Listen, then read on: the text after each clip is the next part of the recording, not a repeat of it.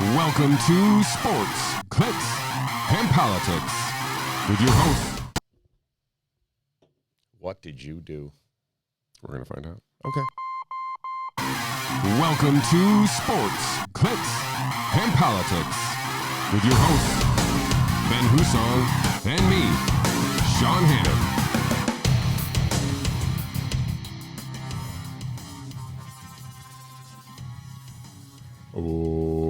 Welcome to episode 113 of Sports, Clicks, and Politics. I am Shawn Hannon, joined as always by the wonderful and charming Ben Hussong. You're so good to me. Mr. Hussong. Yes, sir. Oh, I should apologize for the little hiccup there at the beginning, but I'm guessing everybody still made it through there without damage. So we are back. Mr. Hussong, thank you for joining us. Tell us about your weekend. My weekend was relatively calm. Nice. I went to Buffalo all day yesterday, visited my in-laws, did the pumpkin patch, corn maze, all that stuff. I see you found it out of the maze, okay? We did. We made our way through eventually. My 4 kids and my brother-in-law and his wife's 4 kids led the way, and they got us through the maze somehow, some way. So that was plus. And then I only coached one sport this whole weekend. Nice. We won, so that was great news. Undefeated weekend. Still undefeated actually on the season for this soccer team. Let's not boast too much. I haven't played soccer since I was 9, so I'm a great soccer coach and wholly qualified to teach this game. Here's where I tell my story about how I scored 12 goals in one soccer game, and then they moved me to goalie because I was bludgeoning the other team. Is that true? Yeah. That's awesome. Yeah, I was like 8, so Were you like a head taller than everybody else? No, but I was way faster than everybody else. I didn't grow until like my sophomore year in high school. Oh, really? Yeah. Okay. I was short. And I say short. I was average until like freshman year of high school, and then. So did you have like an illustrious soccer career? No. Oh. I played with somebody who went to Stanford for soccer, though. Okay. I was better than him. And then when did you give up the game? Like 9. You peaked. I peaked. You went away all on downhill top. from there. Good for you. I'm not after you reach the pinnacle. I mean, what are you going to do? Just hang out there at the top? I mean, 12 goals in a game. You're never reaching that one again. No. So you might as well Zero walk chance. away. It might have been 10, but still, same 4 right, goals. same idea. Yeah. It's good. So that was it. And then put a few spikes in the logs around the Four Season fire pit. That Progress. It started out so well, and then it went off the rails a little bit. Hammers got thrown. Got set. I haven't put a graphic up to count the number of chickens down. Have you lost any chickens since the original no collection? No, good. But we think we might have a rooster in the mix, so we're maybe having some chicken wings. Families. Soon. We're not keeping a rooster. It's not happening. And how do you check? Well, you got to blow on it. I don't. Oh, to somebody else? I'm just gonna leave that one alone. No, the one looks really much darker than all the other birds and a little bit bigger. Sounds like you're touching all the third rails here today. I know, I'm all over the map. Well, it's darker, so it's bigger. So it's now we gotta watch out for it. Nope. There it is. I knew I had it. You're so good at this. I'm terrible. All right, wait, hold on. Good weekend. Okay, good. My weekend was boring. I did nothing. We had no events.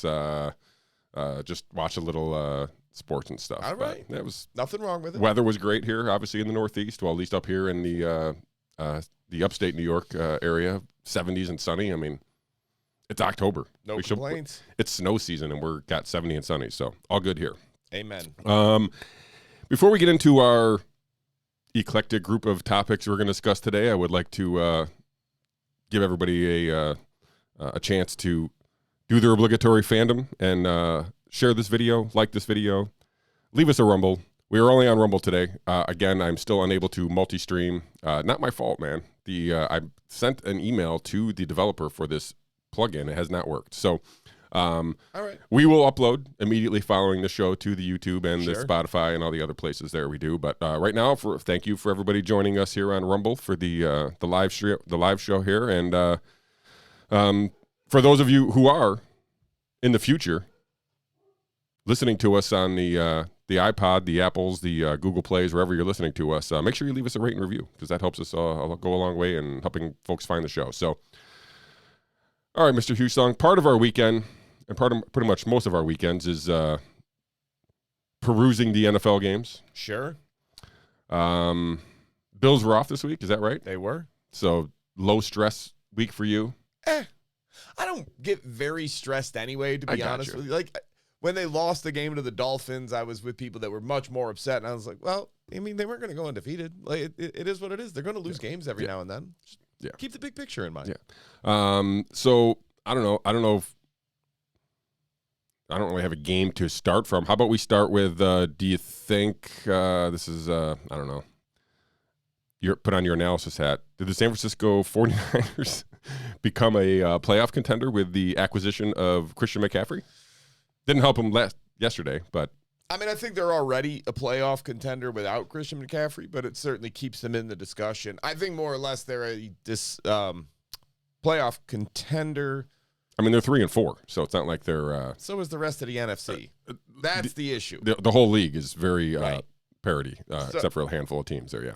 I mean, the AFC, I would tell if they were an AFC. I guess really what I want to say is does this make you stand up and be like, okay, now the Niners are part of the elite mix? No, I'm not there. Yeah, no, okay. I can't get there. I think he's great. Agreed. Yeah, but I think that when's the last Super Bowl team that won because of a great running back? Like, it's good to have. It can fix a lot of ills. You could do some stuff with it. I mean. So I can't go back through. I only can go back through Steelers Super Bowls because that's the only Super Bowls that I watch. But so Jerome Bettis, when he beat the Lions, I don't know. He's a Hall of Fame running back. I wouldn't call him great at that moment in his career. He was still very good. But the rest of the team offense was Ben's like second year in the league. So I mean, that was defense, and that was Jerome Bettis. Yeah, I agree with that entirely. The Niners probably have the defense, but McCaffrey's not that kind of running back where you can just lean on him and give him the ball and just What year was that Super Bowl? I don't know. Right. That's what I mean. Like, you're talking 15, 20 years ago now. The game has changed. The game is different. I think having a good running back helps, and you need to be able to run the ball. Please don't misunderstand me. But having the number one running back in the league is absolutely zero correlation with your propensity to win a Super Bowl or your likelihood to win a Super Bowl. There's absolutely no line to be drawn. It's a good tool to have. It's a good weapon. But it doesn't mean you're going to win it. It's just we're not there. I mean, the Rams had Cam Akers at running back last year. Now he's not even on a team anymore. Like, he's not on the team, but they're trying everything they can to offload the guy. And Darrell Henderson was the other running back. They still won it.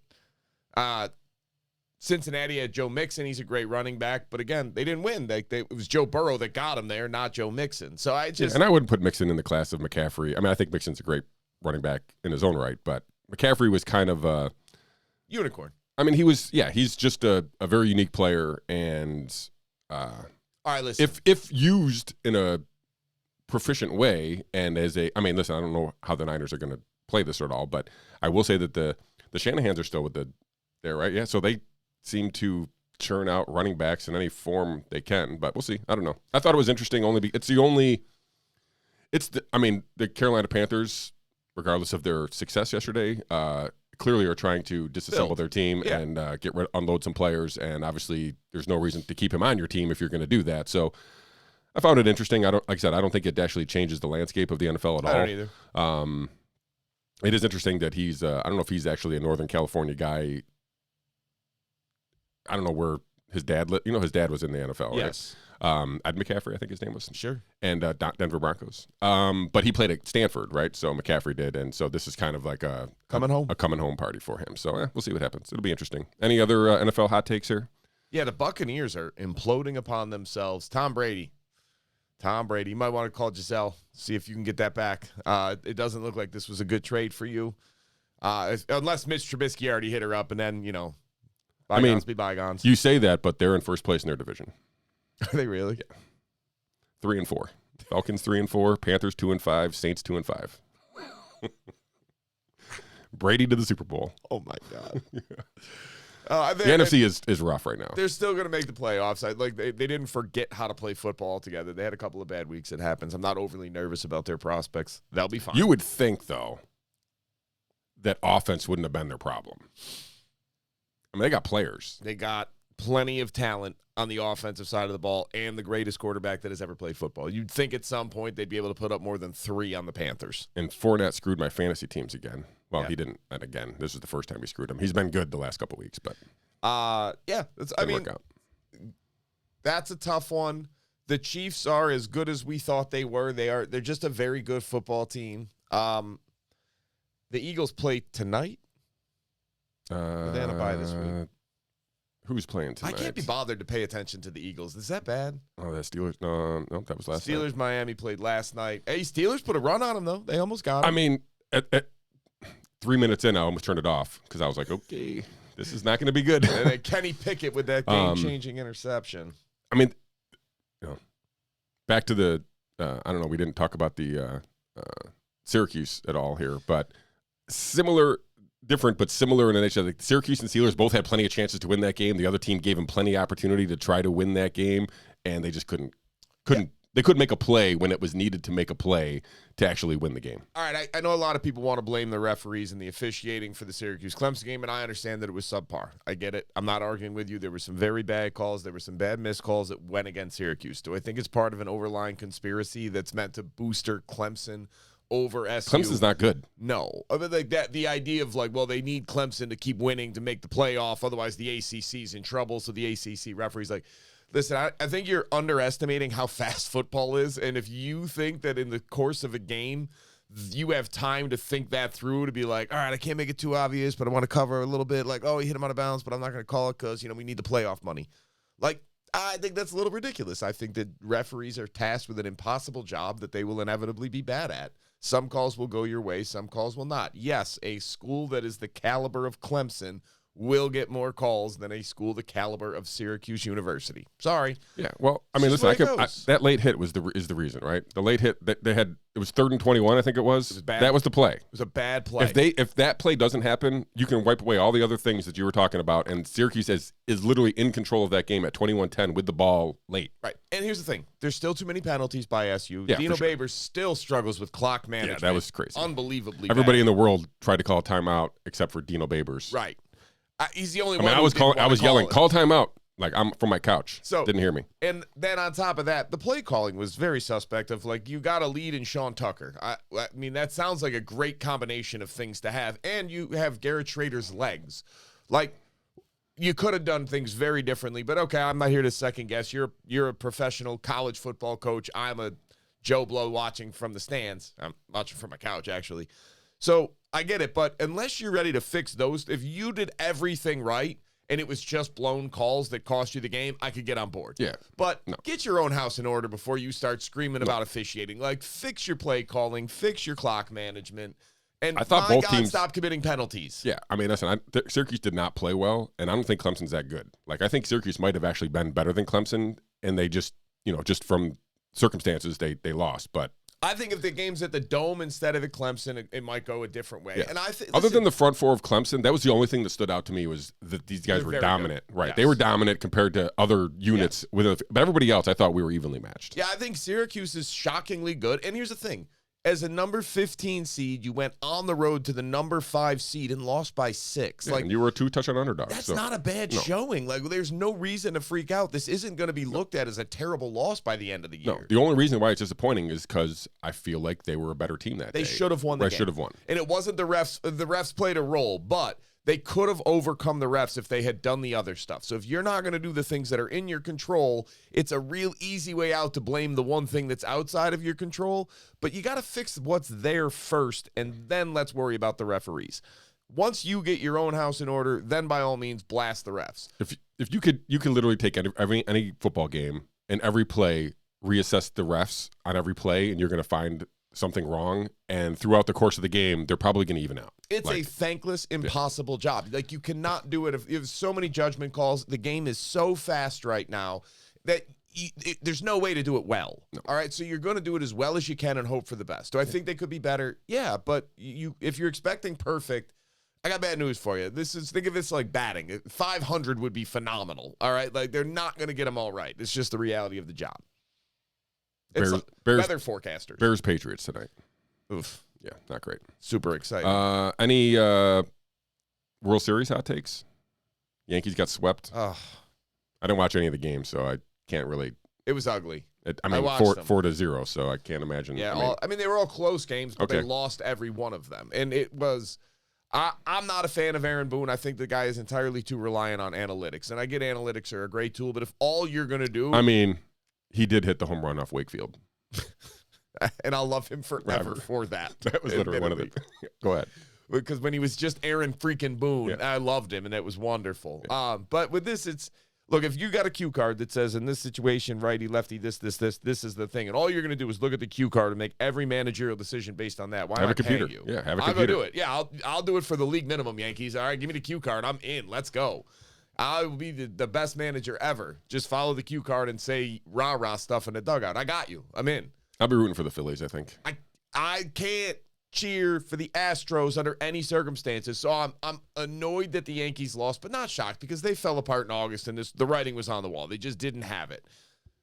But I'll never, ever, ever forgive the Yankees for making me cheer for the Phillies in a World Series. I hate the Phillies almost as much as I hate the Astros, but not as much. So now I have to cheer for the Philadelphia Phillies in a World Series of which I will watch 0 games just on principle. I mean, I refuse to do you have like a Darren Dalton, Lenny Dykstra streak in you? Like, how do you hate the Phillies? Lenny Dykstra didn't lose any of my money in his Ponzi scheme, so I got no issue. But how did you become so anti-Phillies? Who likes the Phillies? I know people who like the Phillies. I'm just wondering how you hate the Phillies. I don't know how anybody likes them. I don't know anybody who hates the Phillies. I don't like the Phillies. I got to cheer for them now. I don't have any reason behind this. Oh. You want to know why? Because So I don't like irrational. Philadelphia sports fans. After living Okay. there for 1 year, it's just too much. And I got no so you other live reason. there, so that's why you hate them. I can't stand them. And now I'm like, oh God, I got to cheer for this. The stupid Phillies team. having quite a city revival here with the Phillies and the Eagles. Good. It's a good time to be in Philadelphia. Unless you're Santa Claus. All right. We're getting to that season. Awesome. Yeah. Let's switch gears away from sports and talk about Ghislaine Maxwell. We haven't talked about her in a while. Seems like a seamless transition. Connor, it's time to shut the podcast off, bud. So this is an interview that apparently Ghislaine Maxwell held like within the last couple weeks here. Mm-hmm. Complaining about jail. Weird. Shocking, yeah. Says she ate Vaseline and imagined that it was mayonnaise because she didn't like the other food that she had. So she didn't like the bread and bologna sausage that was on her plate. So apparently she ate Vaseline and pretended it was mayonnaise. Didn't work out. But I want to draw attention to one thing here. Go ahead. Did she put the Vaseline on the I sandwich? didn't. It doesn't say that. Okay. It doesn't. It just says she ate Vaseline, which I find hard to believe to be in general. But she's probably trying to go for shock value here. But let me scroll to the bottom of this article here, which I thought was a little bit interesting. This is a quote from Maxwell. After a lengthy, this is not the only part of the. Go ahead. I would be remiss if I didn't point out it's probably not the grossest thing she's ever had in her mouth. Zero. Anyways, back to it. All right, sorry. I'll get to that in a little minute. So this is a quote from Ghislaine Maxwell. The Bureau of Prisons has failed to release the autopsy report. Allegedly, none of the cameras were working. This is in reference to Jeffrey Epstein.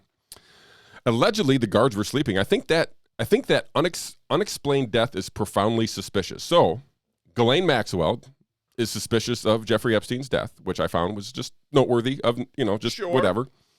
Another tidbit I found interesting from this interview was that she was, I can't remember exactly what adjective she used, but she was very grateful, for lack of a better word, or for loss of the word, for Trump's remembrance of her. Right. Remembering her and wishing her well. That was weird. Wasn't that weird? What?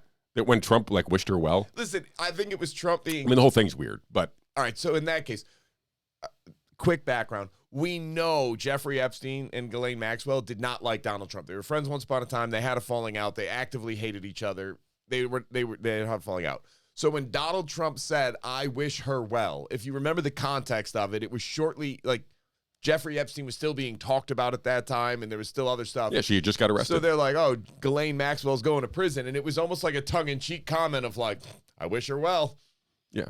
I mean, I'm of the opinion that Trump banged Ghislaine Maxwell. For sure. I mean, it seems like unlikely that it didn't happen, right? So they seem to be kind of floating in circles back when that was happening. Such so, things were, yes. I don't know.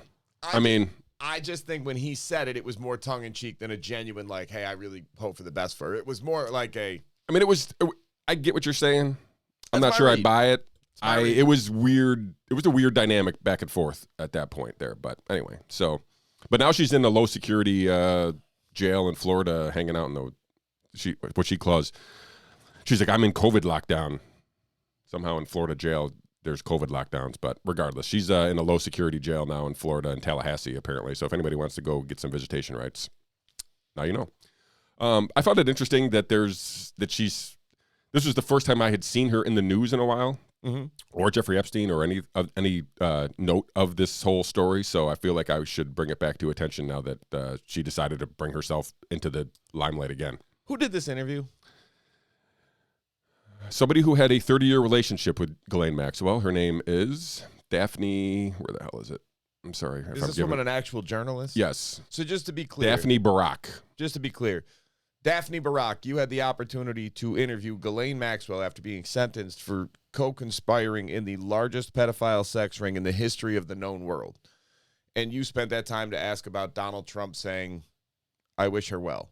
Not, hey, who are the lists? Who are the clients? Where are the lists? Where are the people? Who was involved? How did you work this out? Where did it go? Nope.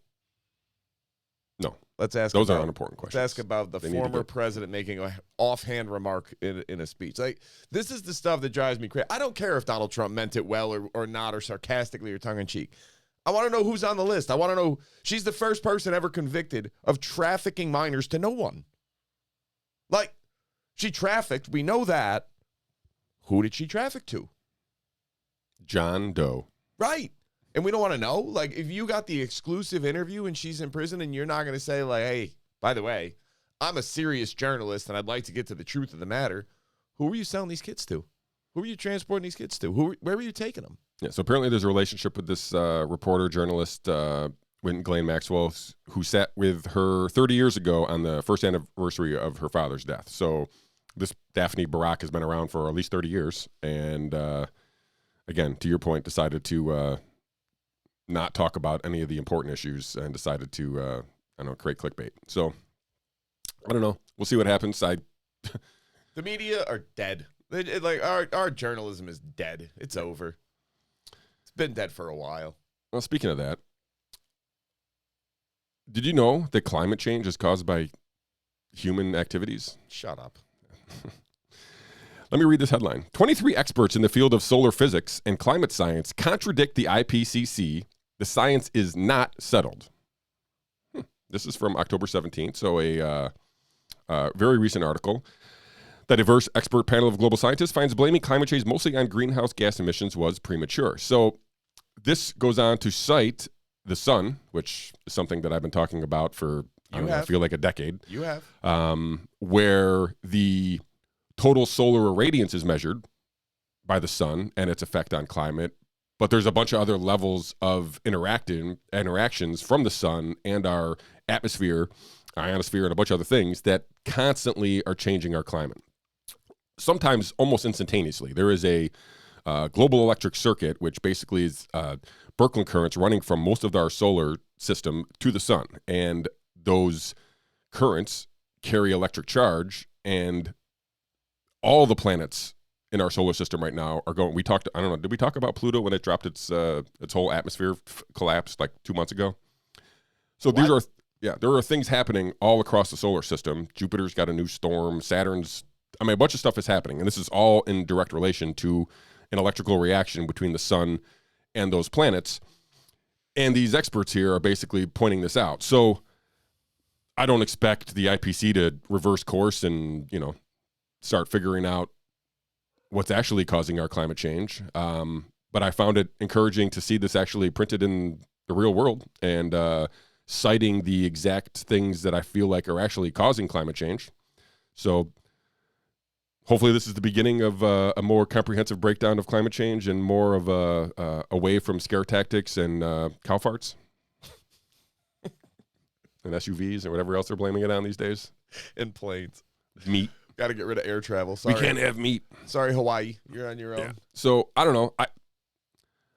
We don't talk about this on the show a lot, but I talk about this in my own little world, real life, a lot about climate change, and try to present this information to people who are who try to claim science is on their side, and then I project and give them some science to digest, and they're unfamiliar with it, and hopefully this kind of, I don't know. I like to think that the IPCC can be cracked. I don't know that it can be, but I'm glad to see this in the real world. I mean, could we just stop calling any science settled? Like, that's just, it's not the Fair. nature of science is to be settled. It's you're constantly learning new things through the scientific process. It's the study of finding out more information. Nothing is settled. Almost ever. We can always gain a better understanding, a more detailed, a more nuanced, a more thorough grasp of the world around us. Because in the grand scheme of knowledge, all right, if you want to talk about the physical realm, the non-physical realms, the way everything works together, we are idiots. Like the smartest amongst us, there's way more that they don't know than they know. That's true for anybody. Like there's always going to be more that we don't know than what we do know. So the idea that we could call anything settled science is just the height of arrogance, that we are so smart that we get this on a level that nobody else ever could. Stop. So I do think the odds, from my limited understanding, the odds that the climate change is more caused by human activity than by solar activity seems preposterous. Have you ever seen the size of the sun? Yes. It's quite large compared to Earth. It's a little big, yeah. It's a little big. It's a little big. And humans, meanwhile, like we have been on this planet for a very long time and done all kinds of screwed up stuff, and the planet will chew us up and spit us out long before we destroy the planet. Whereas the sun, I think the planet's going to chew us up and spit us out in about 20 years. 20? 20 years, maybe. Oh, boy. Yeah. Well, we'll get to that some other time. You're uplifting as always. All right. Here's some uplifting news for those seemingly here in New York. I don't know if it's uplifting for everybody, but uplifting for anybody who's looking for some change. I don't know if you sent me this, but let me read this headline. Hochul holds slight edge over Zeldin in New York governor's race. Quinnipiac University, New York State poll finds crime ranks as most urgent issue. Now, we talked about some of the issues last week, I think it was, that were part of a public policy poll that showed, say, fortunate or not, but the Republicans had lined up with the majority of the issues that were really driving voters' concerns. And this kind of piggybacks onto this. No, let me just say, I find it almost impossible for Lee Zeldin to win. It's like 3-1 Democrats in the state.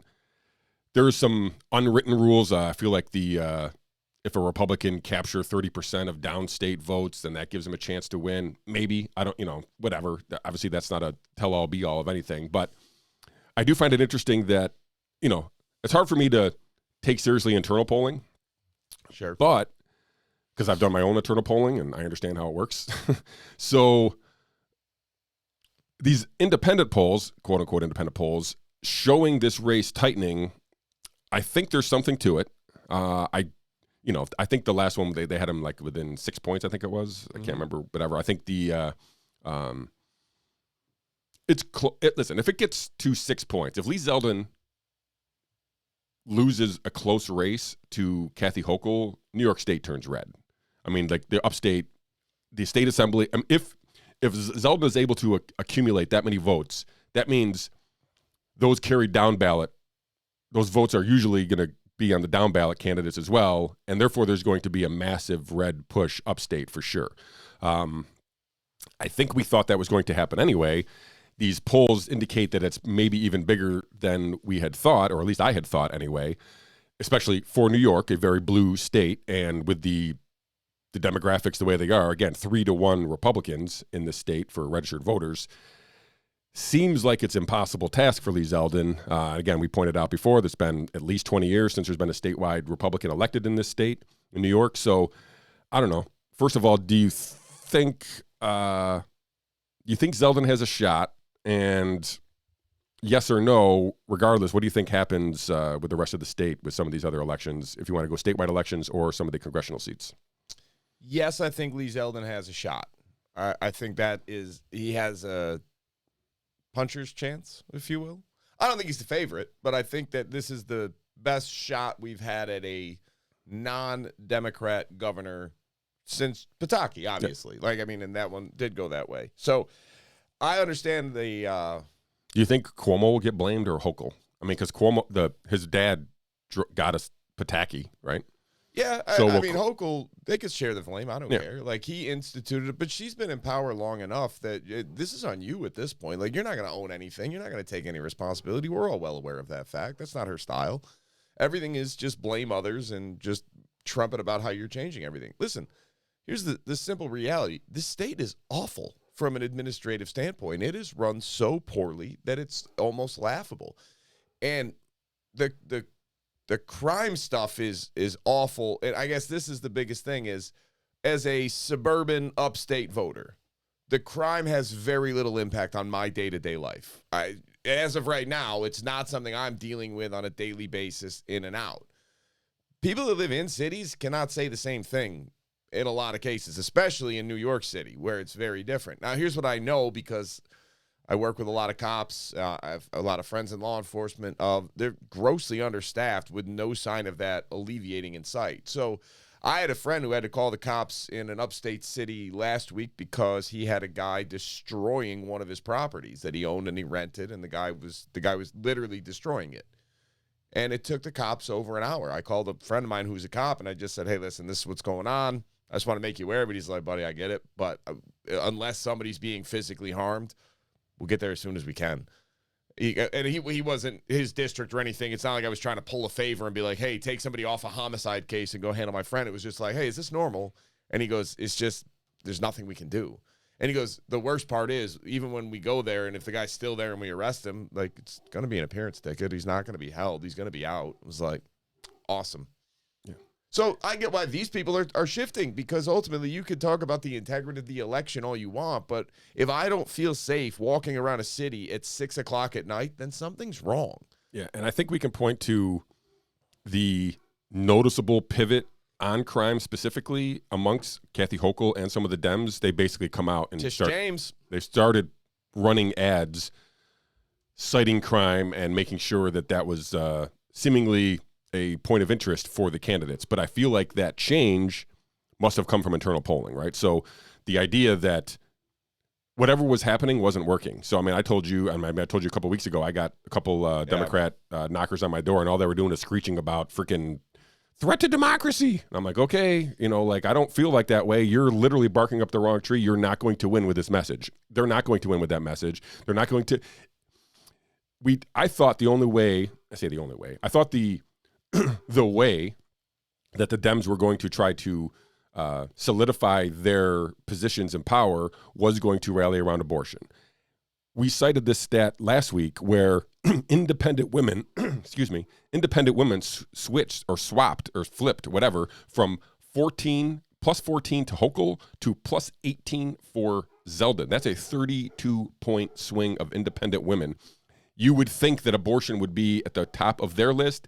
It seemingly is not.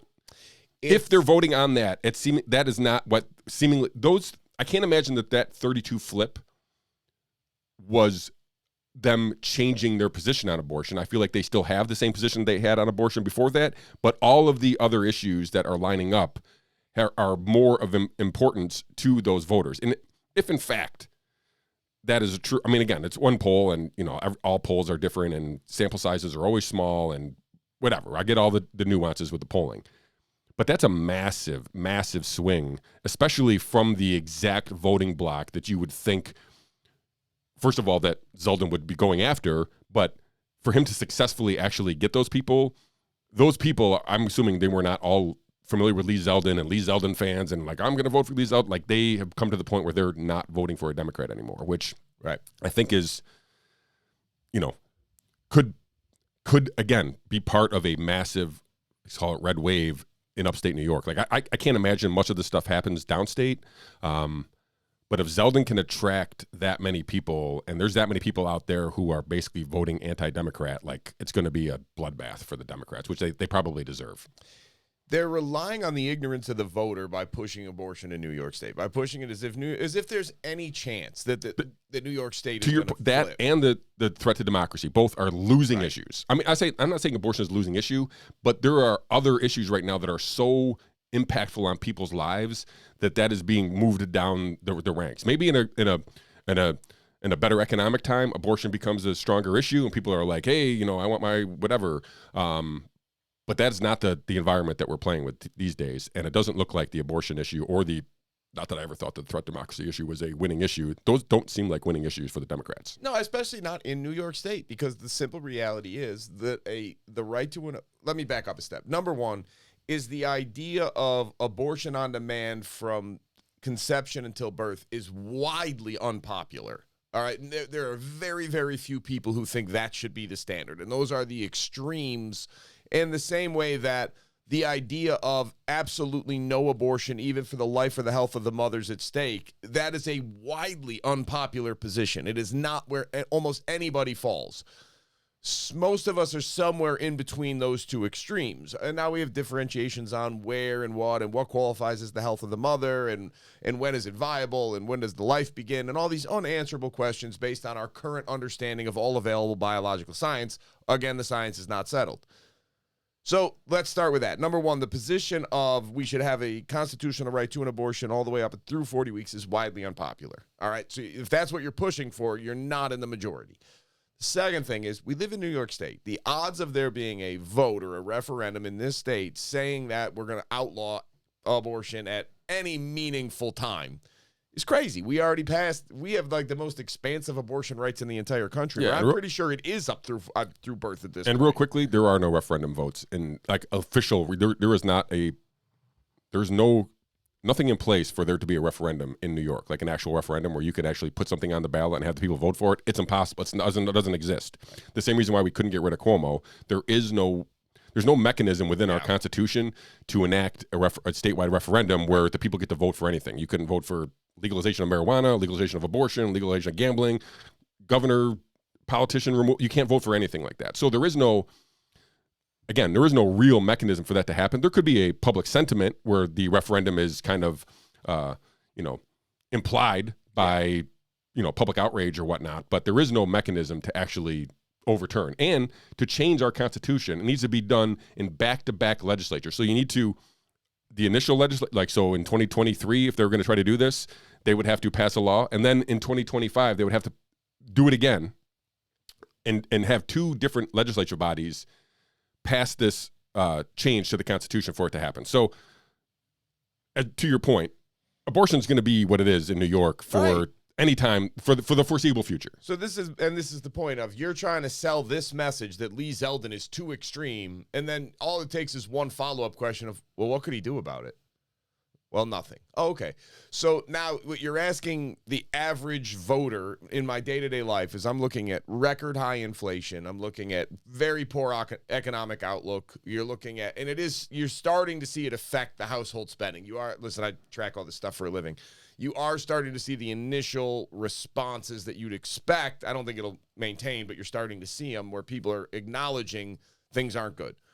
So now you factor in the crime. You factor in the idea of all of these appearance tickets, all of the people going unpunished, everything else that is awful, awful result. Now, you can argue that it's worth it from the freedom standpoint and, cashless bail and yada, yada, yada. Okay. It's just not a widely popular position amongst most voters in New York State. So what am I supposed to prioritize? The hypothetical 30-year consequence of some limit on the right to an abortion in this state, or the very real consequences that are directly in front of me that I'm seeing day in and day out, where you're setting up high crime is not in and of itself the only problem. It's what high crime leads to, and it's going to kill the economy. It's going to kill jobs. It's going to hurt people. It's going to cause more death. It's going to cause a drag on the entire state. Now, as we're viewing record high inflation, if I can go on my soapbox for a reason, these geniuses have once again increased the minimum wage for next year. So next year, there's a 7% increase in minimum wage. It's going from $13.20 an hour to $14.20 an hour. As someone who owns a small business, I got to tell you something. It's going to hurt. Ice cream's going up. Listen, it is. I'm sorry. But here's the reality. We had to raise prices once, and we probably should have raised them again, but we fought tooth and nail to not raise them again because we were looking at, the prices should come back down. We just got to weather through this. We got to get through this. We'll fight it. We'll figure it out. We'll get more efficient. We'll save money here. I don't want to raise prices again. And now it's finally starting to taper out. Like, we haven't seen it in the ice cream business, but you see it in other businesses. Food costs have come down. So I think ice cream is going to follow in a couple of months. Like, all right, good. We survived through this. We're finally going to be okay. We'll get back to like a respectable profit margin that we can actually live off of. And we should be okay. We weathered the storm. And then they come through and go, all right, labor costs. Now, it's not just the 7% labor cost that's going to go up. There's also the FICA tax that goes along with that, the state-mandated workers' comp, the state-mandated disability insurance, the state-mandated trainings that you have to give every employee. So here's the reality. In something like our business, we now have to probably not keep as many people because we can only afford to pay somebody what they're worth. And, nothing against the kids that work for us. They're not all worth 14. We pay a few of them more than that right now. But now we got to pay everybody that. So that means our manager, our better employees, we got to pay more. Like we've got to, it's not fair to pay them the same as everybody else. So there's going to be fewer of everybody else. They're not going to have a job. And we're going to have to do more ourselves. Our kids are going to have to do more. And we're probably going to have to raise our prices a little bit. We're going to do our best to control it. But because the other half is our rent's probably going to go up as a result of this. Not the rent itself because that's negotiated, but the common area maintenance charges are probably going up because everything for our landlord is also going to get more expensive as a result. So you get hit 3 ways to Sunday on this, and it's the tone-deaf reaction of our politicians in thinking this is somehow good for New York. It's crazy. So what am I supposed to vote for Kathy Hochul because I'm worried about a woman's right to choose in New York State? Or am I looking to just finally get rid of this psychopath who does nothing but assume executive powers and makes my day-to-day life worse with these policies because of the one-party rule that we've had in this state for a decade more? Like 20 years. I mean, right. other than there was this weird nuance of the IDC that had basically Cuomo controlled the legislature. There was like a handful of rogue Democrats who voted with the Republicans. Now let's factor in one more thing that matters way more to upstate voters than downstate voters. The process to get a pistol permit and a concealed carry permit in New York State under these new laws is insanity. All right, and yeah, it does make me want to go, no, you have no right to do this to me. So you're making it less safe for me to live where I want to live. Well, not me, because again, I live almost in the rural countryside. I'm so far into the suburbs. But for the average person living in upstate New York, like you made this so much less safe. Now you make it harder, and you want to demonize me because I want to own a gun. But the cops are understaffed. They're not going to come out unless there's a direct physical altercation. And even then, you better hope they're not involved with one already, and they actually can spare the officers to come over. And then, of course, they're going to continue asking the officers and demanding the officers do more, which is going to lead to a greater burnout. And then they're going to have to come in and get new cops who are not as well trained and not as proficient. Like, how long can I watch this cycle continue because I'm so worried about the guy with the moose antlers was going to take over the democracy on January 6th? Like, no, sorry. I never thought it for a second. Somehow democracy was in trouble and the stock market never even took a dip the entire day. Yeah. And back to internal polling, I don't have this pulled up here, but I'm pretty sure Lee Zeldin's internal polling had him up a point. So yeah, it did. They had him up a point.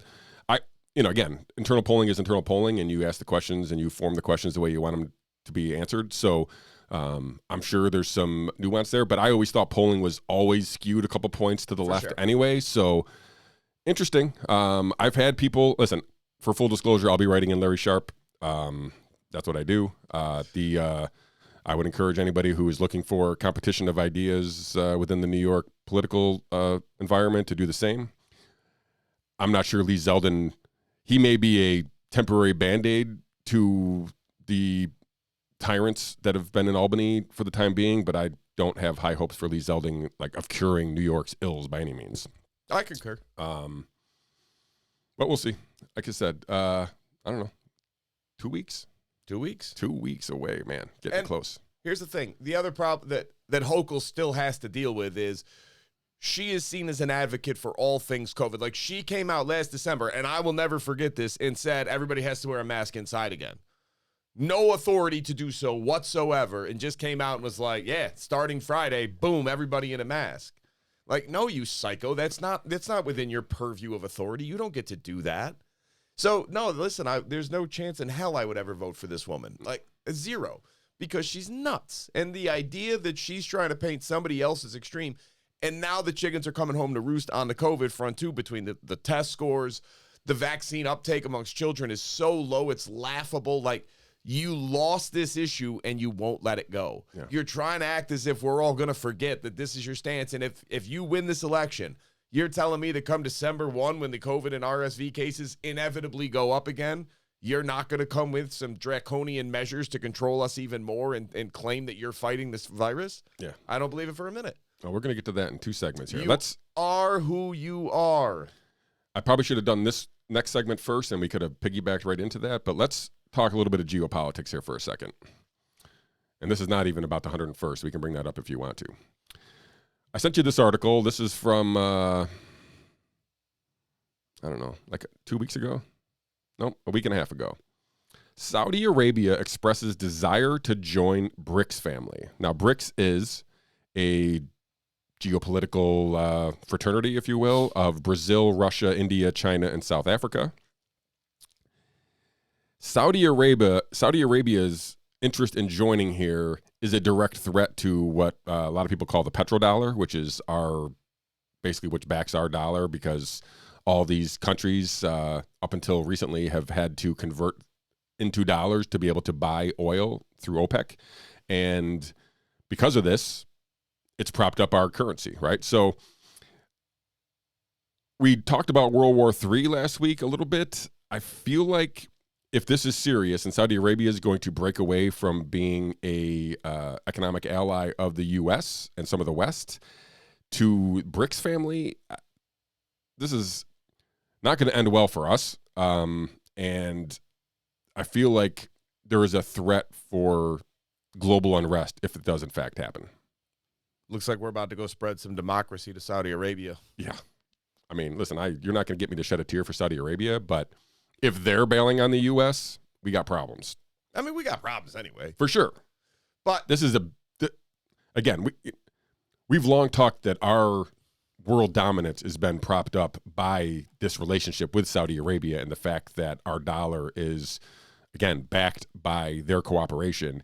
If we lose that cooperation, our currency crashing is going to lead us. We're going to do what we do best, and is blow up people. We're just going to start blowing up people because we don't have anything better to do. We're going to go spread democracy. Yeah, same thing. All right?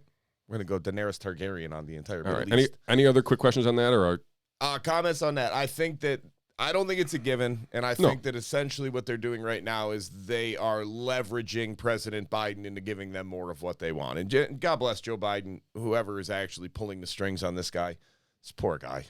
Screw him. He deserves it.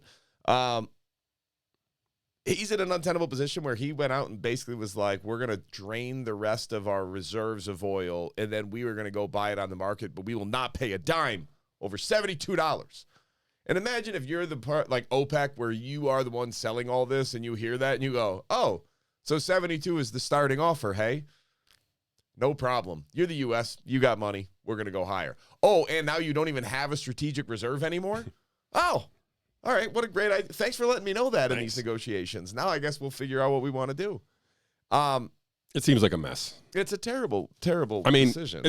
It's a self-inflicted wound by us with our economic policies and our geopolitical policies. We've put ourselves in this position to be exposed by this. So I don't know, man. We'll see. It's not good. It's not good. But it's also an inevitability, because I know we're all, pro-America, and we're the greatest, and we're the light of democracy that shines for the rest of the world, all that. But imagine just, if you could, that you lived in one of these other countries and you didn't grow up with all the American patriotism in the world. Imagine if you looked at our track record over the last 20 years as just, a citizen of India or Brazil, China. Well, China's maybe the worst example, or even South Africa, where we're like indiscriminately going into different war zones and across Africa, in the Middle East. We're like just pushing our weight around. We're doing a terrible job. So are you sure that you'd want America to remain in this position, or do you think maybe you'd be open to like, hey, maybe if we got rid of that, we could end this imperialist nonsense and have our country have a greater role? Well, it'd be nice to have some investigative reporters looking into our foreign policy, but they seem to be disappearing, Mr. Hussong. That's not good. I don't want to talk about this too long because we're running really, really late, but I think I should bring it to everybody's attention. So I'll read this headline. ABC News investigative producer disappears after FBI raid. Was working on book about Biden's Afghanistan withdrawal. So, what's this guy's name? James Gordon Meek, is that right? James Gordon Meek worked for ABC, has a Hulu documentary. I don't know if it's still up, if Hulu pulled it down. It was nominated for an Emmy. That was taken down when he disappeared. But apparently this dude has not been seen since April. Yeah, that's weird. Not by his neighbors. Not by neighbors. He family, quit work. Friends, job. Hastily. As somebody else pointed out, I can't remember what it was, at the height of his career, basically. He has Emmy award-winning documentary. He's got a book coming out on Biden's Afghanistan withdrawal. He gets raided by the FBI and disappears. Weird. They said that he had confidential material on his laptop, as would any reporter investigating malfeasance by the government. Yeah, classified information, basically embarrassing information for the U.S. government. Yep. One more thing that we just looked up here as we sat down. I'll read this headline. Famous Screaming Eagles paratroopers deployed to Ukraine's border to defend every inch of NATO. So we have 4,700 troops on the Ukraine border. No biggie. Yeah, what could possibly go wrong? I mean, too bad we didn't have investigative reporters looking into it. Oh, my God. They'll just end up disappearing. Oh, my God. Listen, this just came today, so I don't know what to make of this yet, but literally, the 101st Airborne is on the border of Ukraine. So we got that going against us. We'll pay attention to that as unfolds next week. All right. Sorry, that literally got announced at like 11:50 today. We didn't really have a chance to dive too far into that before the show. I don't even know if I want to, but it's... Well, I'm not going to be able to It's in a continuation of not good news coming on the geopolitical front. So, all right, let's talk to something more uplifting, COVID. What? Nothing. So I found this bit of information that I found might be interesting. Fauci must testify under oath about involvement in social media COVID censorship. So we talked about the Missouri and Louisiana state attorney generals suing the Biden administration over First Amendment grounds. There is also a civil liberties, not the ACLU, but another civil liberties organization, and I'm sorry that I cannot, we're pulling it up right now. I do not have it. But anyway, Anthony Fauci's not alone here. Let me pull up the list of people who will also be testifying. Now, testifying is going to come under oath, but these are the names. Dr. Anthony Fauci, White House Digital Strategy Rob Flaherty, former White House Senior COVID Advisory Andrew Slavitt, former White House Press Secretary Jen Psaki, FBI Supervisory Special Agent Alvin Chan. These other people you don't know, Vivek Murthy, Surgeon General. So there's a list of folks who are going to be compelled and forced to testify under oath. These are going to be, I feel like, written testimony, so I don't think they're going to be like on stand or anything. I don't know where this goes, but I'm glad that this judge ruled in favor the way he did, because I feel like we all know that there was a lot of,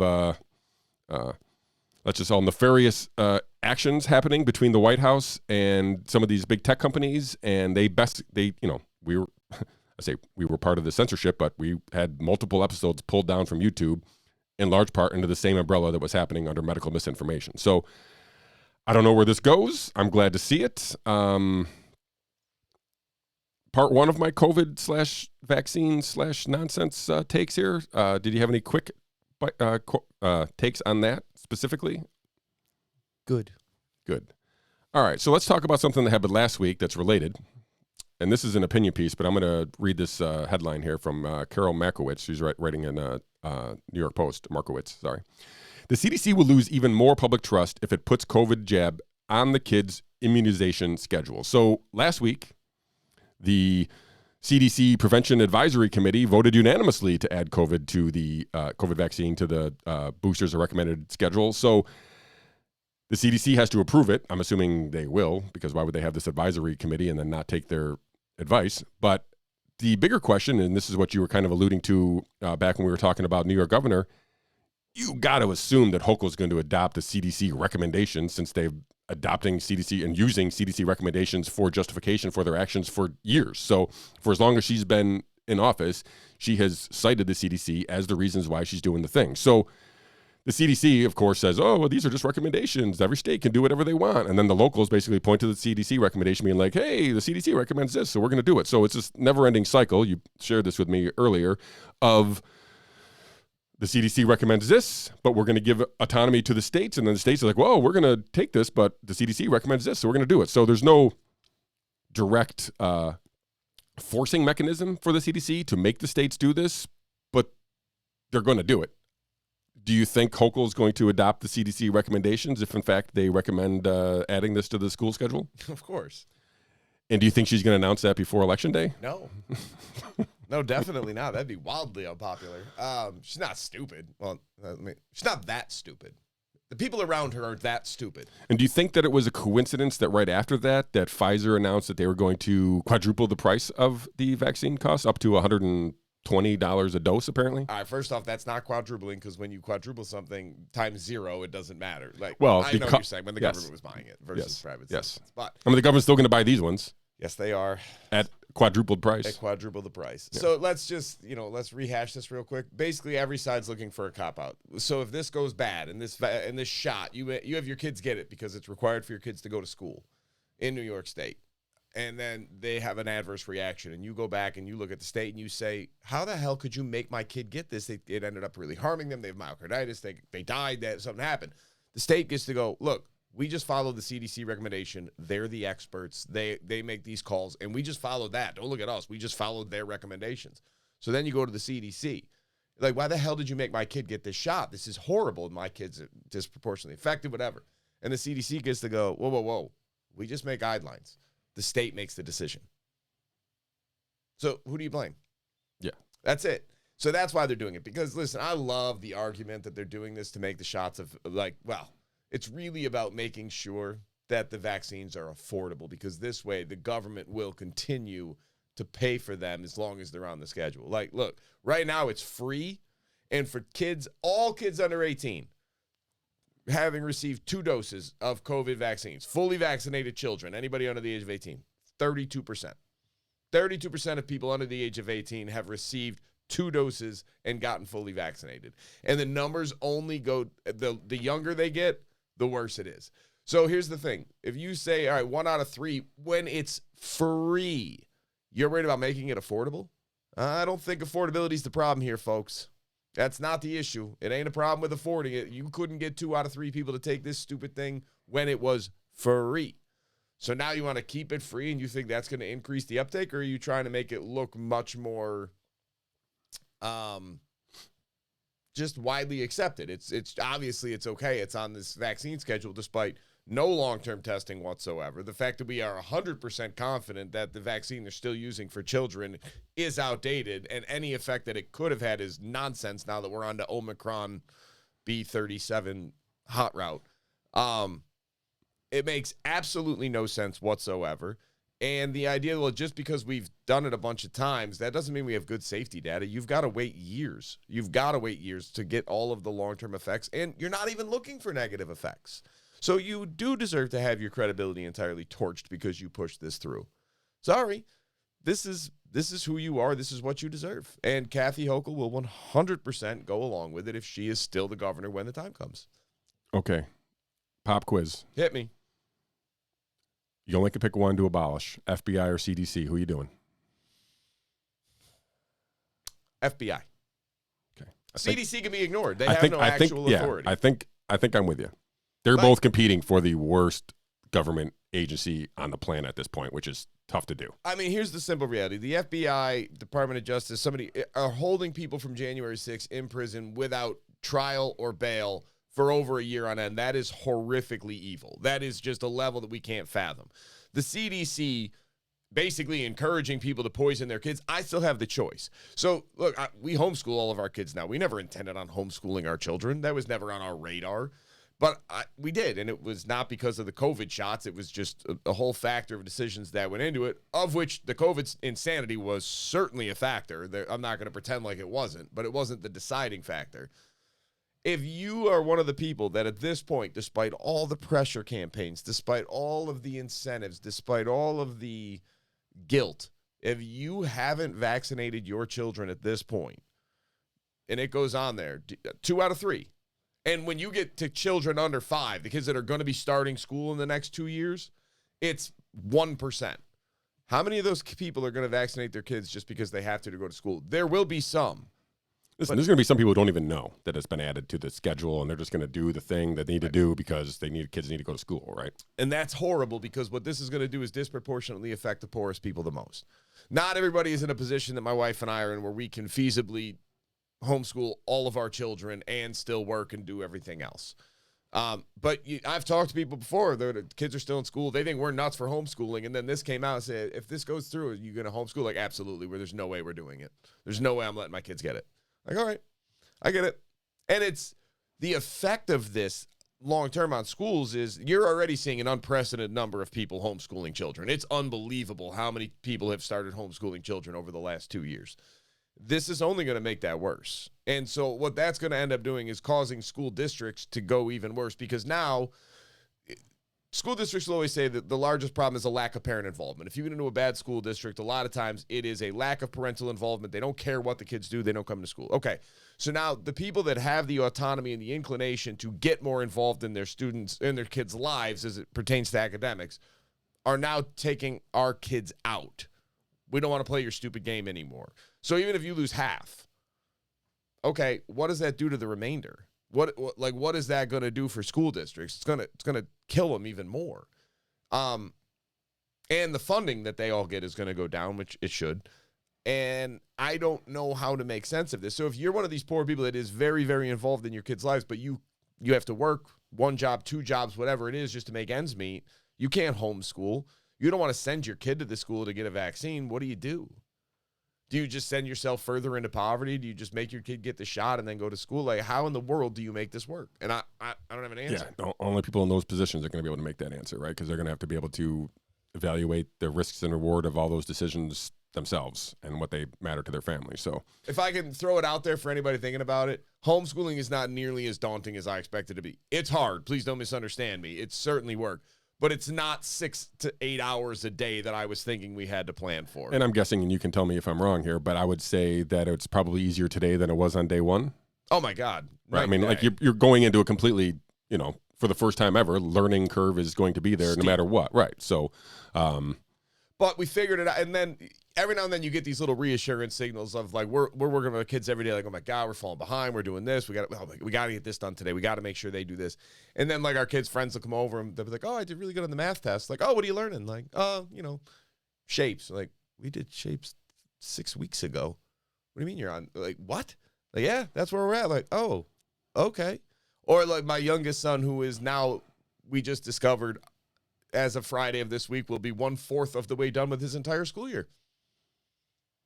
College is next. I don't know what the heck we're going to do with him after that. Like, but we'll figure it out. That's it. So, it's been very cool for our family. And if you're thinking about it, I just would throw it out there. I am the person that would have made fun of you 5 years ago for homeschooling your kids. I was 100% a guy passing judgment left, right, and center on homeschoolers as if they were weird people and crazy. And why would you ever want to do it? Teachers get all these degrees. They're the ones who should do it. I got to tell you, my mind has been very much changed. All right, it's not an impossible thing. There's curriculums available. There's time. It's a lot of self-study. It's a lot of oversight, but it's not impossible. And so when does the Hussong Institute of Education take open enrollment for new kids? When we move out to New York. All right. And so let's touch on one more thing here about the this is stuff that we probably talked about in real time as it was happening. From the Washington Post. Scores fall coast to coast, especially in math, under pandemic's toll. So they're blaming the pandemic here. I'm going to blame government reaction to the pandemic, overreaction to the pandemic. But student test scores declined across this country, particularly in math, and not one state saw an increase, according to the most comprehensive look at the impact of the pandemic student. So this was, who's the outfit who did this? The National Assessment of Educational Progress, the NAEP, sometimes called the nation's report card. Basically, it came out yesterday with a report basically saying, shocker, closing schools was bad for math and English. Shocker. If only there had been 2 idiots with a podcast pointing this out when it was happening. Like, this is not going to end well. And, the disparity was those who were already struggling are significantly more struggling after versus the folks who were not struggling. So the disparity between the two, the kids who are learning well and the kids who are learning poorly has widened. And again, there were more than just 2 idiots with a podcast talking about how this was going to be awful, catastrophically damaging to kids long term, not just saving them from a virus that they were not susceptible to. So this was making the rounds. I mean, even the Washington Post reports on this. So again, blaming the lockdowns or blaming the pandemic as opposed to blaming, they're blaming the virus and the COVID and all that as opposed to actually blaming the officials who closed the schools. So we'll see what happens, but I don't think this is a blip on the radar here. I think this is going to last maybe for a decade, and it's going to take some concerted effort to get these kids to be caught back up to where they should have been. It's going to take more than a decade to fix this. Like, this is terrible. If you set a kid back 2 years, which is what I'm seeing has happened, is it's not just the sixth graders that are learning at a fourth grade level that are now getting pushed through school and trying to get caught up. It's also the kids that should have been learning some sight words in preschool programs that didn't. It's kids who should be learning some level of social interaction that didn't. It's widespread, it's very bad, and it's going to have repercussions for a very long time. And I mean, I'm sorry, but the development under 7 is so important that it's hard to undo. Like, it's going to be hard to unring this bell. These kids were made to suffer to make hysterical adults feel safer. Yeah. And they'll never, ever, most, I shouldn't say all, some will bounce back, some will have, enough direct involvement to make up for the learning loss. But not all of them will. No. So and our community fails at that point, right? I mean, if we have people who are, kids who are coming through school less educated than generations before, that's a problem. Can we also suggest the Department of Education to be absolved? Listen, I mean, Thomas Massey wrote a bill basically with a date. That's one sentence. It was like the Department of Education will end on this date, and his tried to pass it every year he's in there. So hopefully you get some more co-sponsors for that after this. If you think that's a laughable premonition, the question I will have in response is always the same. Name one metric that has gone up. Name one metric that has improved since the 1970s. Name one educational standard that we have raised in this country for what we expect students to know since the Department of Education came into existence. Yeah, and it came into existence in the 70s. It's like 79, 80. So it's like, it's a new administration. It's not, I mean, I'm old, so it's been around I was alive before the Department of Education, but we survived without it. Somehow. So yeah, I just feel terrible for these kids. I can't even argue with people anymore. I just don't have it in me to even fight with people. I have literally just gotten to the point of just leave me alone. Do whatever you want. I don't care anymore. I can't. What I found was, as I was engaging with people, particularly on social media, about trying to share information of like, hey guys, something is wrong. This doesn't make sense. This is awful. This is awful. And it's sort of, initially people were receptive. There were some people that were sort of ambivalent on the fence, and they were looking at me as an outside news source to be like, oh, all right, well, if Ben's saying it, it's not crazy stuff. It's plausible. He has a good faith intention that he knows what he's talking about. Even if he's wrong, he's trying. And so that was good. And then eventually, as more and more people started getting the shots and masking the kids and arguing in favor of keeping kids out of school as if it was somehow acceptable under any circumstances, I noticed it shifted into like the people that agreed with me were already going to agree with me no matter what. It was just an echo chamber at that point. And the people who were initially on the fence were now, I was making them dig their heels in. I was making them dig their heels in even more. Like they couldn't possibly be wrong. And so I realized, like, I think I'm doing more harm than good right now. I think all I'm doing is I'm making these people have to admit that they're wrong, and they're never going to. Yeah, so people hate that. I'm just not going. I can't do this any longer. And that's where I just stopped. I was like, you know what?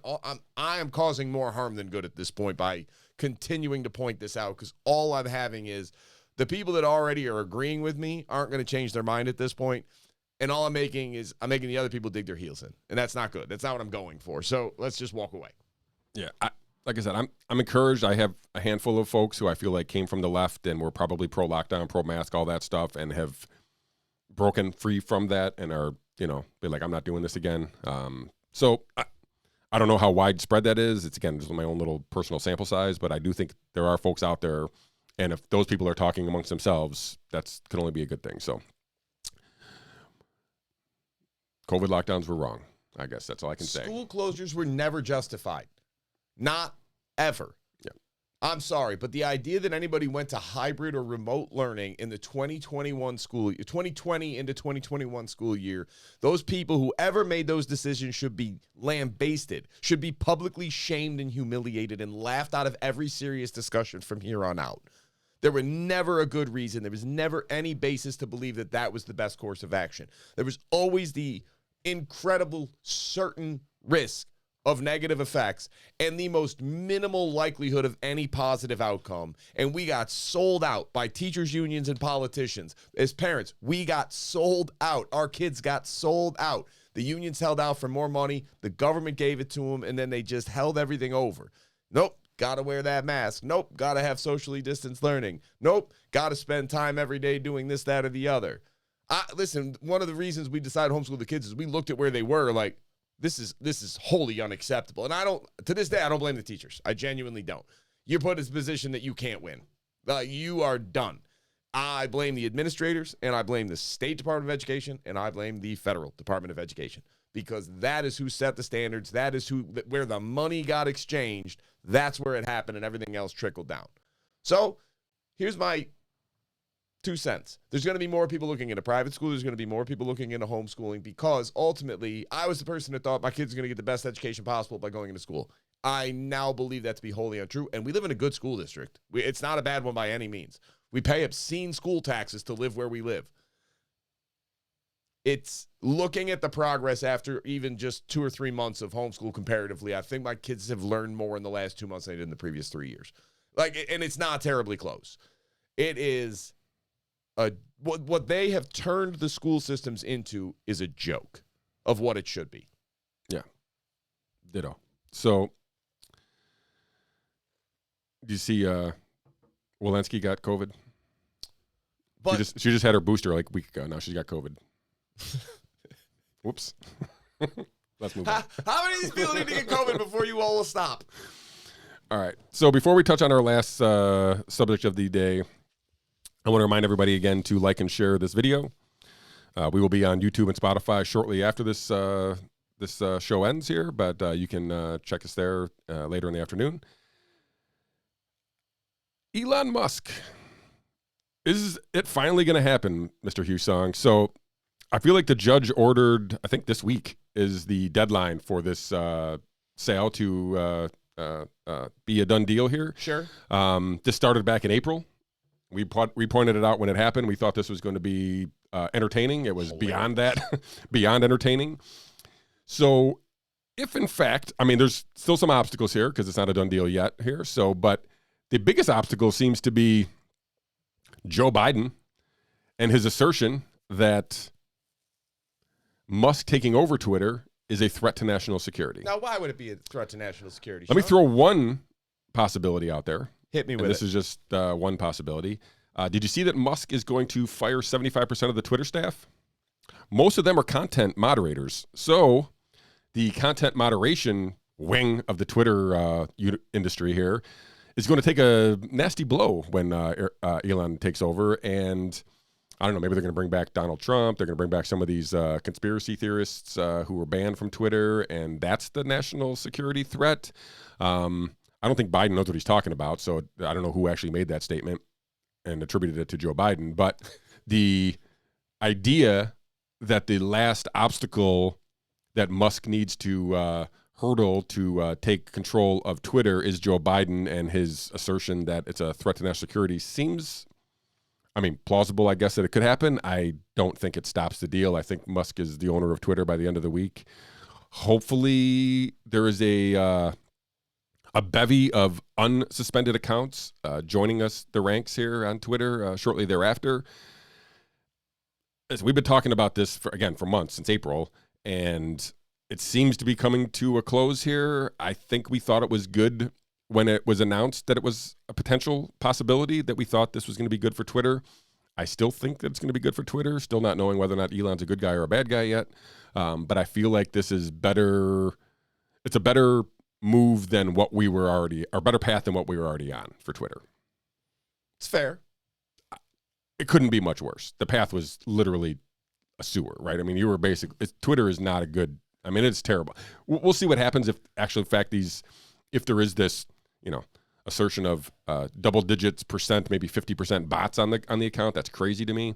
Not crazy because I've seen them interact with me, but the idea that a massive amount of engagement is done by robots is disturbing. And if just that aspect alone goes away, regardless of how many people come back or banned or whatever, that's a win for Twitter. If they just cleaned up the bots to a very minute or temporary finite number of problems, then that would be a win for Twitter just alone.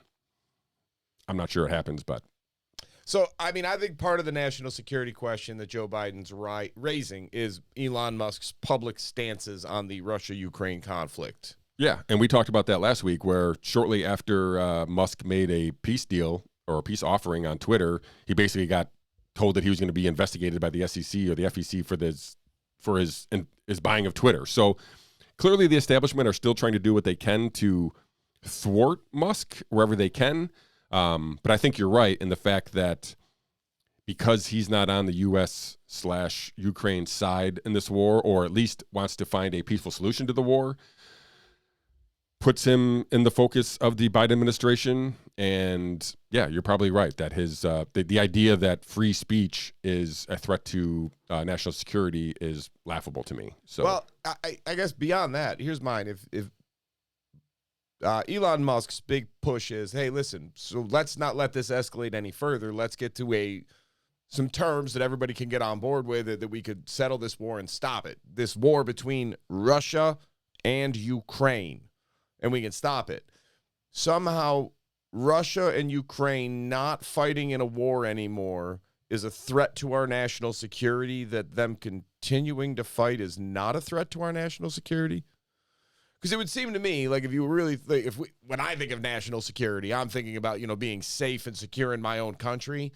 I would think maybe having a nuclear power not fighting in a war against the side that we're funding makes me feel better about my own security. Maybe if that war was done and everybody went home, and I get Ukraine's going to lose territory, and I'm sorry, but for about 5,000 years, that's how war and conflict has worked. All right? If you want to change it, God bless you. You want to send somebody to the international court and try Vladimir They Putin. probably have a suggestion box at the Council on Foreign Relations. You could probably just drop that in there. And they'll be like, yeah, go ahead. Yeah. So you can have that. Go for it. Now, the problem, of course, is that if what Vladimir Putin just did was illegal, I got bad news for George W. Bush. I got bad news for Dick Cheney, for Barack Obama. I got bad news for Joe Biden. I got bad news for a lot of former leaders of the United States of America. So I'm not sure we want to go down that path as American citizens. We may not come out looking so great if we're going for fair and equitable at that one. But if we can stop the conflict, I think Russia has convincingly demonstrated that its army is not equipped to go on any sort of conquest around the globe. All right? Like, the idea of that's fairly laughable. They're not going to do it. So they can have the Donbass, they can have Crimea, they can have whatever else. Like, they can get those few spots that they've won that we probably could have avoided if we would have just sued for peace back in, I don't know, March, and said, whoa, let's everybody pause. What's this going to take? And we all could have gotten along with our day. But instead, no, we had to go and give them $40 billion for the first weapon round, and then 36 of that went to Harris and Raytheon. Coincidentally, the current National Defense Secretary is a former board member of Raytheon. But again, coincidence, people. That happens all the time. And now Elon Musk is a threat to national security for saying, like, hey, we should be doing whatever we can to stop this war before it escalates. That is a bigger threat to national security than giving them offensive weaponry, than funneling our intelligence officers over there to let them know where to hit Russian targets.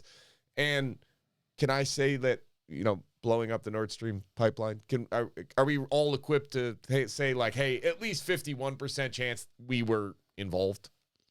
I mean, I'm down. Can we all get to it? Like, I'm there's down. at least a chance that we were involved. I'm not saying we necessarily absolutely executed it and did it all ourselves. The odds of that aren't zero. I'm guessing either. we had somebody in the room when that decision was made. I'm saying, I doubt anybody, even if you think America would have done it, who's got the balls to pull off that move without at least telling us? Right, exactly right. Like, they're going to tell us, if not ask us for our help. Like, nobody's doing that rogue. Right. So, all right, there we got that.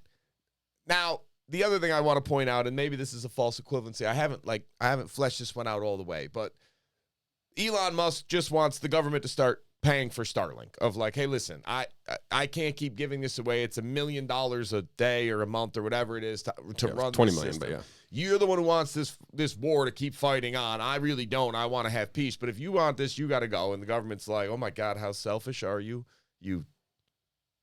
I don't even know what the right word is here. You Putin-loving enablist. But, and this is where I don't know if this is a perfect analogy. So the COVID shots from Pfizer and Moderna have been paid for at a very discounted rate. Some might even say donated by Pfizer and Moderna as we fight this epidemic of COVID.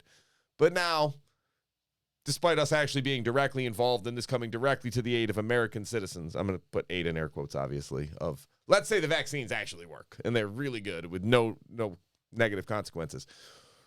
Why is it more understandable that Pfizer wants to be paid full price for their vaccines than that for Americans, than that Elon Musk wants the government to start paying for him to like fund this proxy war overseas? Why are people more outraged on the Elon Musk side of this and not at Pfizer? If I'm a big pro-vaccine guy, I'm looking at Pfizer like, wait, how dare you? You should be doing this out of the goodness of your heart. But instead, it's big pharma. So for some reason, people are like, hey, well, they got to make money. They got it. And that stance is only for the last 2 years. People hated big pharma 2 years ago. Like the majority of the left. Some of us still do. Right. It was the inability for those who had already had a negative outlook towards big pharma, for them to come off of that position with the data that was given to them for this vaccine is nothing more than it's an anti-Trump thing, right? It's literally they painted a narrative to one side that if you were in this side, you were, grandma killer or whatever, and all those people never wanted to be part of that side, so they just automatically removed their hesitancy and skepticism of big pharma and embraced it like it was a religion. Literally, they embraced it like a religion. Trump gets blamed for all the wrong things. For sure. Trump should be getting tarred and feathered over Operation Warp Speed daily. He should be literally booed out of every room that he walks into where he starts championing these vaccines, and he should be booed out of the room for continuing to think that Operation Warp Speed was anything other than an abject disservice to the American people. Good. Now, the next thing is Donald Trump is a Putin apologist. Donald Trump is the first president in the history of the United States to sell offensive weaponry to the Ukrainian government. First one ever. The big fault of Donald Trump was not that he threatened to withhold aid. By the way, when he withheld the aid so that they would investigate the Bidens, number one, the investigation, wholly warranted. But number two, the Ukrainian government acknowledged they didn't even notice a delay in when they received the aid. They acknowledged, we never even know. He said it, but we never, it might have been late. We didn't notice. We have no idea if it was even delayed. So that's what you want to blame him for, is that he threatened to withhold the aid, not that he sold the offensive weaponry that then escalated the situation with Russia and turned it into the situation we have now. Like, you people are nuts. You're blaming him for all the wrong stuff. You're getting mad at the things that were nothing, and when the stuff that he actually screwed the average American citizen on, or the stuff that he put us at an increased risk for, he gets a pass. It makes no sense. Yeah, and I obviously we should mention the Musk, also the owner of SpaceX / Starlink. They get billions of dollars from the U.S. government. Federal subsidies, yeah. So wait, I don't know if being a threat to national security removes those subsidies. Doesn't seem like that's happened so far. Listen, subsidies is the wrong word. They have a ton of federal contracts. Yeah. Because the simple reality is people don't know much about SpaceX. SpaceX is unbelievable. The industry of shooting things into space is massive. I never realized this until I read a book on Elon Musk. And he found a way to basically cut the cost by like 70% cheaper than the only other place you could ever do it was Russia. So he took it out of Russia, put it in America, saves the United States government or anybody else who's launching stuff into space by 70% or 60% or whatever the number was. I read the book like 8 years ago. Bear with me. And these are massive dollars amounts. So 70% is massive amount. If he took SpaceX public, he would be the richest person on the planet tenfold over. Like it would dwarf everybody else's wealth if he just took SpaceX public. They make that kind of money. The only reason he won't do it is because he said SpaceX reason for existing is to make human beings a multiplanetary species. And I won't get away from that. I don't know if that's good or bad, but take it for what it's worth. Now, this guy has been doing this, and he gets all these federal contracts because he's genuinely saving the government so much money. But now it's gotten to that usual level of bloat where he's getting all this money, and they can't get out of their own way. I don't know what the government would do if they lost SpaceX contract. I don't know who needs who more. I guess that's my 2 cents. That's kind of what I was insinuating, that apparently if he was a threat to national security, you think those contracts would have been under scrutiny long before today. Why is a peace plan a threat to national security, but mounting troops on the border is not? Yeah. Why is funneling money into the war zone not a threat to our national security, but somebody saying, hey, maybe whether it's the 36 or 32nd line parallel where Ukraine ends and Russia begins has no impact on my day-to-day life and is not my problem. Maybe we should stop sending weapons to Ukraine. I don't know, that'd be a crazy notion. Maybe we should stop artificially increasing the price of oil and therefore allowing Russia to make even more money. I don't know. Maybe that would put our national security in a much firmer stance than it would be if we engage in a land war in Russia between two nuclear powers. Well, we talked about this a little bit earlier. Like, if in fact there is a red wave, Ukraine war ends, right? Yeah. I mean, all of a sudden, like literally on a dime. Because a bunch of Putin apologists get into power, and they're gonna take away the moment of history. So I don't know. Like I said, these people have like a child's capacity of understanding geopolitics. I read something over the weekend where they were like, look, this is oversimplification by this. Some guy was taking a stance that the Russian invasion, while not justified, is not wholly inexplicable. It's not like it came out of nowhere. It's not like it was unprovoked and he laid out the reasons. And this guy countered with like, well, here's what he's leaving out. He completely ignores Russian war crimes. And I want to ask you, like, hey, Ukraine commit any war crimes? Why aren't you talking about them? Because guess what? In a war, both sides commit war crimes. Every single time. In a war, both sides kill civilians. Every single time. That is the price of war. If you're not willing to pay that price, don't go to war. War is awful. We talk about it so cavalierly because anybody my age has essentially had my entire adult life. We have been in wars. It's just normal. Oh, it's not as bad as World War II. It's just conflicts overseas. Like, yeah, no, you're right. I mean, I fought in them. They suck. It's not normal. We cannot be in a state of perpetual war and expect this to end well, because war is a natural escalation and wars are awful and there will always be war crimes committed. So the idea should always be, how do we end this war? Not with total victory necessarily, but how do we end this war to make sure we get what we want? We don't really need total victory against Russia. I don't think any American actually cares. What we need is to be sure that Vladimir Putin is not going to try to take over more territory or launch any nuclear weapons. That's what matters to the average American citizen. So they're being lied to and told that if Vladimir Putin gets this, then he's going to try to take all of Ukraine and Poland, Romania, Lithuania, Estonia, which, by the way, I would venture to guess 9 out of 10 Americans could not point to one of those countries on a map. If you showed them a map of that part of the world, you could not tell me where Lithuania, Romania, or Estonia is. Like, you couldn't even point them out to me, but yet you're so convinced that Putin's going to take them over. Like, that's the assurance we need. That's it. We just need to know you're not going to keep going. All right? We'll keep Ukraine out of NATO. You make sure you're not have any other desires for expansion of territory, and everybody can go home. Oh, well, that's what Neville Chamberlain did to Adolf Hitler. No, it's not. So what you're saying is Elon Musk is a threat to national security revenues, right? Because if that all ends, then that's the threat that Musk presents. We can find another country. Listen, we're going to go to war with Saudi Arabia in 2 years anyway. And then after that, we're probably going to go fight the goddamn Nazis in the Ukraine because, God forbid, everybody we ever fund with weapons, we end up fighting 10 years later. We'll call them Nazis then. Of course they'll be Nazis again. Then we could call them Nazis. Never mind the swastikas or the giant portrait of Adolf Hitler in their clubhouse. All right. Or the fact that they have a clubhouse. On that note, Mr. Hussong, we've left the folks with triggers to World War III. Some climate change stuff, some geopolitical stuff. This is quite an array of topics we had here today. It's quite a show. Hour and a half, we made it. All right. Let's call it there. Yeah, we're going to call it here. So on that note, please, again, share this video, like this video, subscribe to the channel. Helps new folks find the show. So if you like what you hear, please share this.